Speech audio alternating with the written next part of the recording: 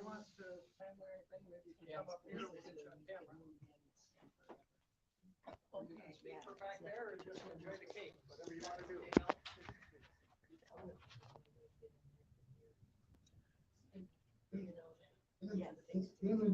If you're hearing me, this is Dale Gullickson, Jeff. Thank you for, it's been fun knowing you all these years and what you've done for the Democratic Party. I want you to know it's appreciated. Thank you. Thank you, Dan.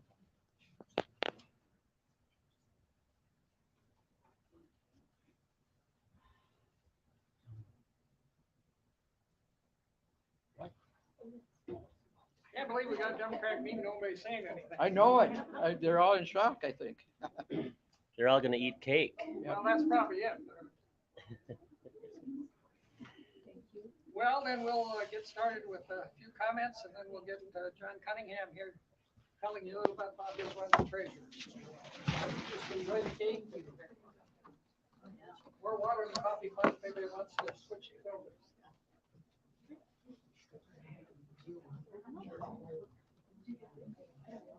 Yeah. But I can't do a forum unless I make a No. couple comments about the past week. Yep. And, you know, we got to see Yeah. some pictures of our president, Joe Biden, No, watching the television as the 37 forces South under his command took out one of the major terrorist leaders in the world, one who had a major Okay, part in bye. planning the 9/11 attack. And then in contrast to the work of the January 6th committee, we got to hear stories how the previous guy sat watching his television as domestic terrorists apparently acting under his command did their best to take out the vice president of the United States in an effort to overturn the Constitution. So you make that comparison, I'm not quite sure how anybody can stand up for Sonny the liar. And, you know, I think we should begin a campaign right now to urge Donald Trump to hire the same lawyers that were so helpful to Alex Jones. If you're following the news, the right-wing talk show host just got a $4.1 million judgment against him for lying about the Sandy Hook mass shooting. Of course, it didn't help Jones' case when his lawyers accidentally released 2 years worth of emails and documents to the other side. And supposedly the January 6th committee is already taking steps to secure copies of that record of right-wing activities over that time. And Hillary is just sitting back getting the last laugh about missing emails. And then there was Kansas this week. That house from the Wizard of Oz. That house from Wizard of Oz landed squarely in the Republican elephant this week. And Dorothy got her rights back. And Samuel of the East was sent a clear message to not mess with women in Kansas. And we'll take it back one state at a time if necessary. Anyway, next week we're going to have Liz Larson, who's running for Senate in District 10. And we'll probably have one other candidate. We're still getting ready to schedule that. And also, I was this morning setting up the tent at the fairgrounds. Electric Fair will start at 5 o'clock tonight. And we'll have our booth operating from tonight through next Saturday, week from tomorrow.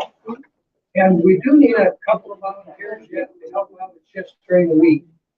And I'll come around with the sign-up sheet if any of you are able to help us out a little bit. And if you've got any questions about that, you can ask me after the meeting. So with that, do we have any announcements? Okay, well, with that then, we will turn it over to John Cunningham, who, as I said, is our candidate for South Dakota treasurer. And he's going to give you a little work, and we're going to try to get a PowerPoint up here on the screen on the side for those of you here. Okay. Yes. Oh, yes. You'll fix it. Anyway, yes, I'm John Cunningham. I'm a candidate for South Dakota State Treasurer. Some of you say, why would you run for state treasurer? You know, what does a treasurer do? Well, I chose that because I have the qualifications for that. I have better qualifications than my opponent, and I believe that I can do a better job. Not only do a better job, but I have better education and experience than he does. If you have that up.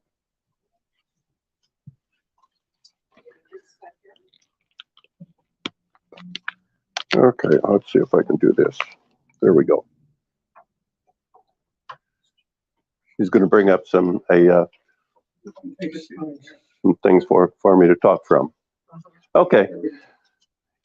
For education, Josh Hader has a bachelor's degree in public safety and public safety management from Capella University and a master's degree in intelligence and global security from Park Point University. Both of these are online schools, but most all their stuff is given online. Where I have a Bachelor of Arts in Math and Chemistry from the University of South Dakota. Go Yotes! Hello! And an MPA in Public Finance from Harvard.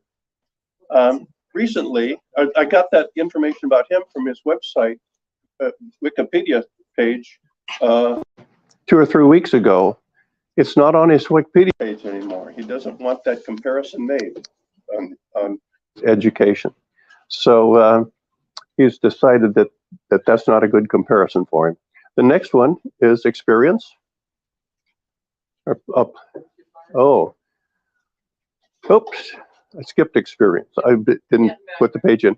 His experience is, I'll get to that page in a moment. His experience is that he has worked for a banking type agricultural banking institution, and worked for Senator Rounds, and who was a member of the banking committee, and that's what his experience is. I've been the president of a credit union, and on the board of directors of another one, the Sioux Empire Federal Credit Union. If any of you are members of that, and so I know how banking institutions run, and so I have a better education, better experience than he does. In addition, I've managed revenue, the largest revenue source, property tax, for organizations as small as Watertown, which was 10,000 people at the time, up to Atlanta, Fulton County. And Fulton County has as much population as South Dakota, if you add another Sioux Falls. They're about a million, about a million population in that county. So I've had some experience with large organizations, with money, and he's just been a guy off the street who is a Republican and got elected. Oh, there we go. I found that. We found that one. And now I may have had them out of order, huh? No, you didn't. I just got ahead. Okay. The next one is my platform. Sorry.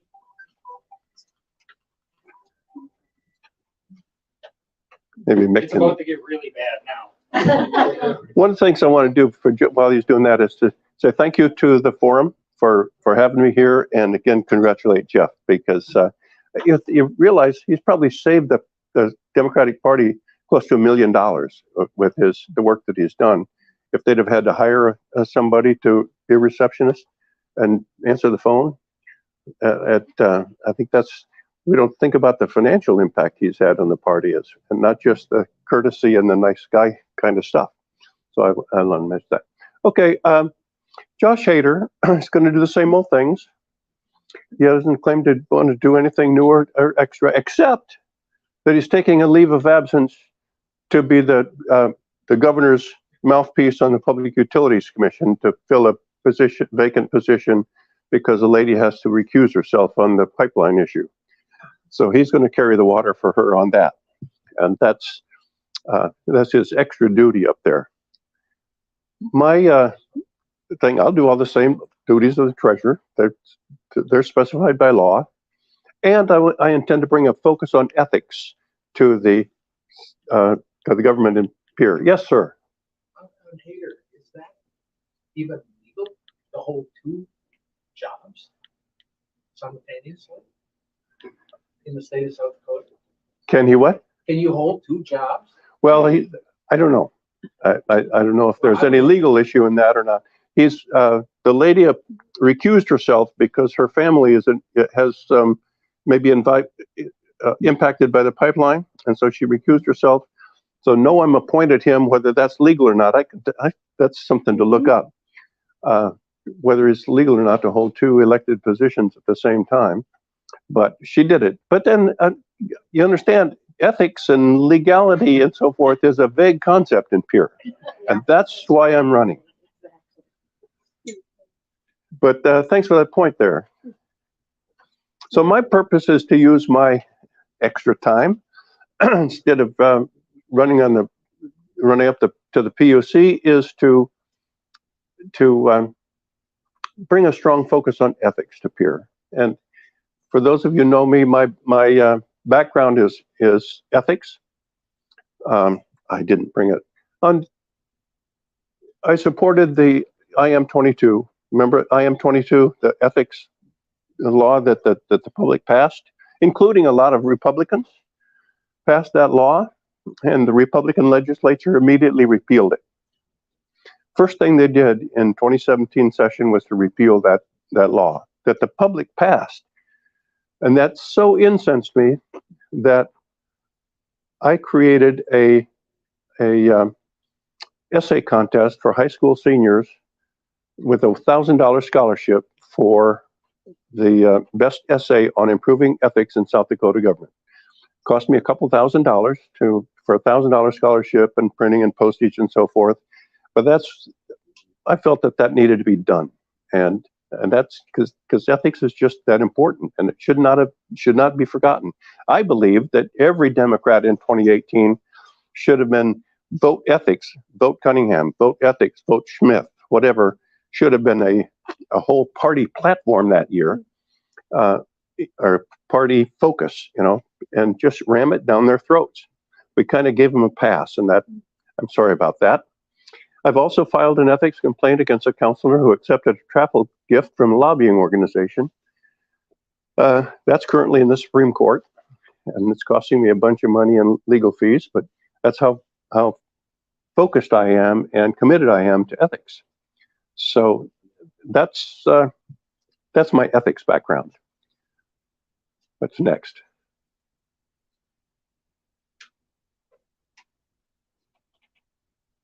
Okay, so speaking of ethics in Pierre, we're ranked in the bottom 10 states in almost every study of ethics laws and practices in state government. This is disgraceful. We're down there with such great states as Louisiana and Mississippi, ethical powerhouses.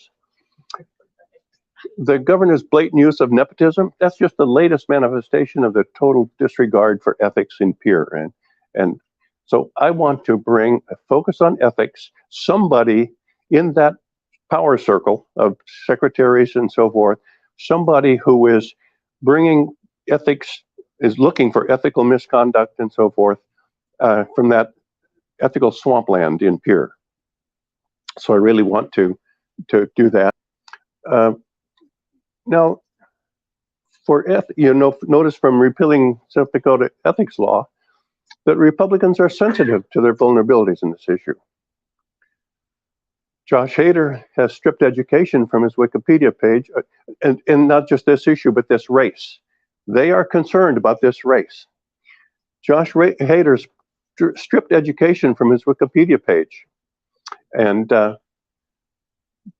stockbrokers had on his web page for the South Dakota State Treasurer, he has, we provide these financial services to these groups and students and elderly and so forth. One of those groups was indigent families. And a month ago, I went to that, and guess what he listed for help for indigent families? 3 stockbrokers. What is there about indigent that he just didn't get? Well, as of today, he has eliminated that page. You go to click on that page and it says page not found, because he just realized that it was just dumb. He's also stripped his education from his Wikipedia page. He's doing some things to minimize the damage. But Republicans they're vulnerable on marijuana. The Republicans are vulnerable on Medicaid, and they're vulnerable on ethics. And because of the negative comparisons on ethics, I've been called woke on the South Dakota War College. Has anybody read that blog? Pay attention to that blog. It's the Republican mouthpiece. It's called Dakota War College, South Dakota War College. They have a website and they have a Facebook page. And in that, and can you? Sure. It'd be nice if you could pull that up. I have that on mine, but I don't know. Is it in your PowerPoint? we can come back to that. But they're out of step on many issues, all of these issues. And I think Democratic candidates need a coordinated way, a coordinated campaign that addresses a single issue. We should have a coordinated focus on an issue. This year, they're really vulnerable on Medicaid. Lots of Republicans voted to turn down Amendment C. That was done by Republicans, not Democrats. They're out of step with their constituents on those things, and we need to exploit that. We need to take advantage of that rift between the Republican voters and the Republican legislators, and we're not doing that. But that's a legislative issue. I need to be focused on the treasurer issue, but with the party, everybody here should understand that there's a rift in the Republican Party that we need to take advantage of. Okay. So in the Dakota War College, they had a big article 2 days ago, and it's now on their Facebook page. If you look on their Facebook page, the South Dakota War College, they have an article claiming that I am proposing a woke agenda. Now, I don't know what woke is. I mean, I've heard the word, but I don't know what woke means. I've never heard a good definition of woke. But Woke is when you do and stand for everything right. that seems to be the case, because my campaign's all about ethics, and they're saying I'm all about woke. Well, okay, but I don't know all the things that go into being woke, and I'm not going to try to go there. But I want to say that if I'm accused of being ethical, I'll take it. So that's why I'm running.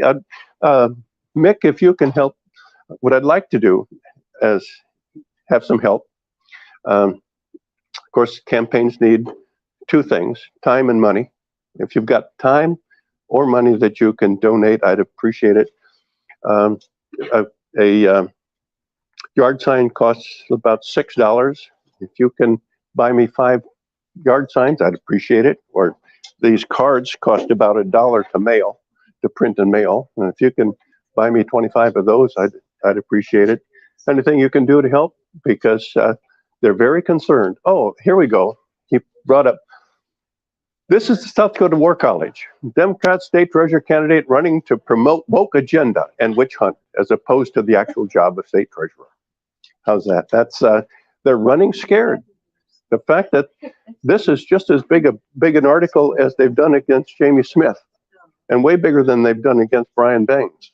So this is they're worried about losing one of their spots in Pierre, and I'm kind of glad of that. But that's a big thing. And if you wish to go on Facebook and go to their website and make a comment on them, then I'm sure that they won't appreciate it. But that's a good thing. Yes, sir. Oh, and I'm sure you're going to take time for questions, but I just wanted to quickly say, I don't give a crap about South Dakota War College. I'd love it if you snap the QR code on this thing and take a look at John's website. I mean, he goes into great deal for the QR code. Take the card with you. Take a look at John's website. He goes in great detail on a lot of these issues. You can see that here. So take a look at the website. I want to stand up again. Mick is my campaign manager. This guy is incredibly great. I just am awesomely impressed with the work he's done for me. So I would like to especially thank Mick. and appreciate any support all of you can give me, and look forward to a really great November. Thank you much. Can you take some questions? John, Can you take some questions? Oh, yes. is there any relationship between the treasurer's job and investigating tax? I know there's a banking tax. Is that enforced, or is that just kind of a? Question is there any relationship between the treasurer and such things as a banking tax and so forth? And the answer is not directly. There is a banking commission that does take care of banking issues. But on the other hand, the treasurer is the gatekeeper of money coming into and out of state government. The treasurer is in a position to see unethical, illegal, or other kind of transactions that or improper transactions that might happen, as well as being in the power structure inside peer can learn of other kinds of unethical or illegal or improper behavior, like the governor's nepotism. That there should have been somebody exposing that other than having the press search around and find it. Somebody should be giving it to him, and that I'll be that person. Thanks, there. Thank you, Jim. Any other questions? Oh, I can't imagine. Here's Democrats with nothing to say and no questions. Are you sure? You apparently gave them all the answers already. All right. Well, yeah, thank you again, Tom. Yeah. Appreciate that. Oh, okay, is Jim? Well, I'm just curious, what is the job of the treasurer? I mean, Like you don't have a big vault and you're not like Scrooge sitting on a pile of money for you. well, sort of, because basically that person is a gatekeeper for money coming in to and out of the state of South Dakota, writes the checks and so forth, and actually monitors the activity of subsidiary organizations like the Board of Regents, who can spend their own money, but all those reports go back through the treasurer, so the treasurer's in a position to see stuff. But in terms of the actual job, it's pretty ministerial in terms of just writing checks and recording revenue and so forth. How big a staff is there? I don't know. Or do you have other people? I don't know. One of the things, but speaking of staff, It's a staff of six. staff is sick. What I can do is, in addition to my financial experience, I am a nationally recognized expert on total quality management, which is a process of careful performance measurement and in incremental increase. And so I can bring that to that office also. But thank you much. Can you change any of the decisions, or do you just say, okay, I'll write this check? Can you say, no, I don't think this is right? So do you I can't. have the power to do that? No, I can expose it, but if it's Before been, you send the money out? I can expose, but if it has been properly authorized by a person, even if it's illegal, if that person has the authority to do it, I can't stop the check, but I can send a copy to the Argus leader, Okay. that sort of thing. So I'm in a position to expose things, but my job, the treasurer's job, is mostly ministerial. It is, if you sign a voucher, and you have the authority to sign vouchers for your agency, and you're giving money to your daughter, I have to pay it, but I don't have to hide it. Okay. I can aggressively go after exposing those things, and for example, the current treasurer is now the governor's voice on the PUC. They're not going to aggressively. He can't aggressively go after unethical behavior and expose it. I can. Yes, Jim. More questions from Jim. Mr. 20 questions. The reason why I brought up the original question, can someone hold two public offices at the same time?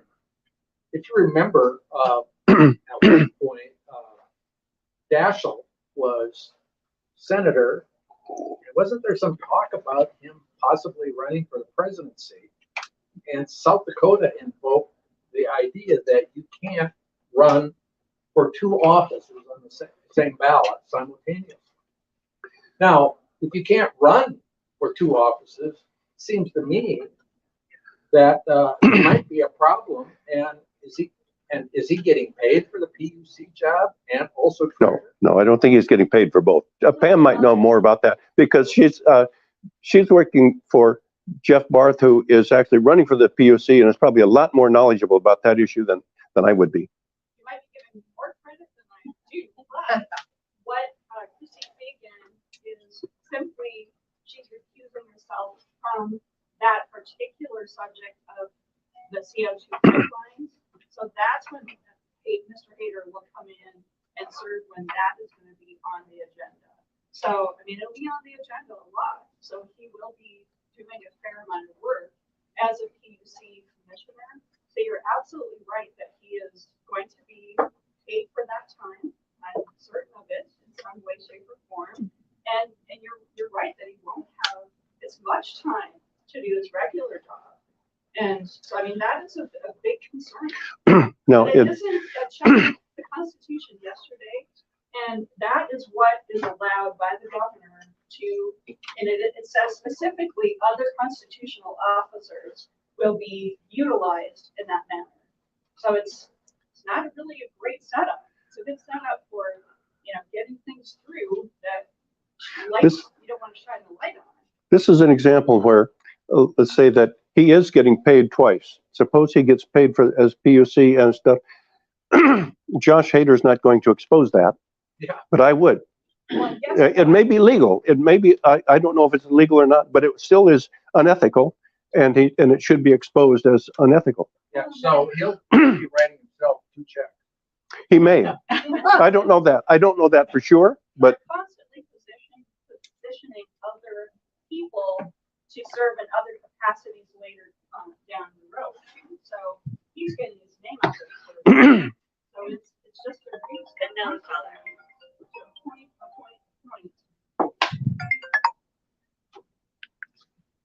I want to just say I ran for state auditor 4 years ago, and the auditor is actually the one that signs the checks, which I thought was the best part of the job. the auditor, that's true. The auditor is the person who's really in a good position to audit everything in books. I didn't feel that I should run for auditor. Treasurer is more my education experience, so I ran that. But doesn't mean I can't look at things and investigate. You got to go for 4. Okay. 3 is your limit? All right. All right. Again, thank you very much for having me, and appreciate the time. I just want to point out, if you think I sit in there all day just doing stuff at the computer, if you look over the side here, I was actually out of it this morning getting some help, and we put up the display our vendor spot at the Super Fair. I'm upside down. Yeah, we take care Yep. of the sign at the top of it, read it. It says register, engage, vote, and that is located